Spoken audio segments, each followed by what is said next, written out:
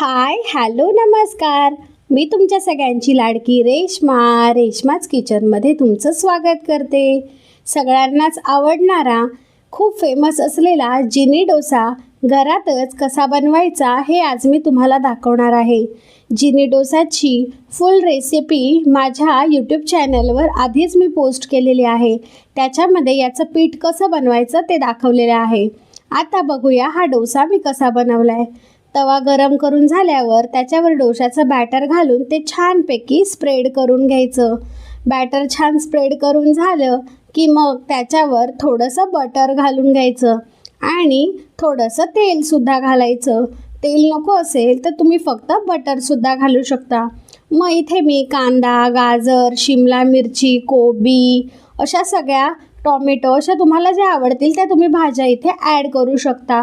सगळ्या अगदी थोड्या थोड्या घालायच्या आणि त्या डोस्यावर सगळ्या घालून झाल्या की मग त्याच्यावर थोडंसं मीठ, चाट मसाला आणि किचन किंग मसाला, शेजवान सॉस, चिली सॉस, जे सॉस अगदी तुम्हाला आवडतात ते इथे तुम्ही घालू शकता.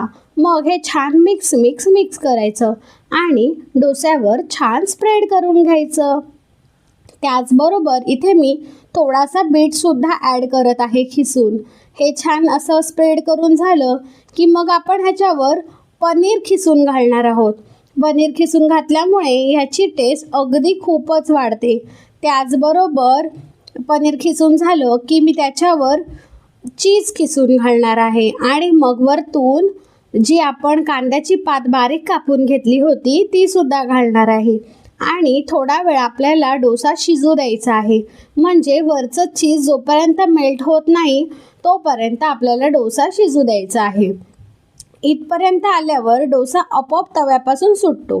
मग आपण कालत्याच्या साहाय्याने जसं मी दाखवते तसं हळूहळू ते कापून घ्यायचं आहे आणि मग त्याचे रोल करून घ्यायचे आहेत आणि मग एका प्लेटमध्ये सर्व करायचं आहे. आता स्ट्रीटमध्ये जेव्हा डोसा हा बनवतात त्या बॅटरमध्ये थोडंसं बेसन आणि रवा घालतात. पण आपण घरातच बनवतोय त्याच्यामुळे असे झंझट करत बसायचं नाही.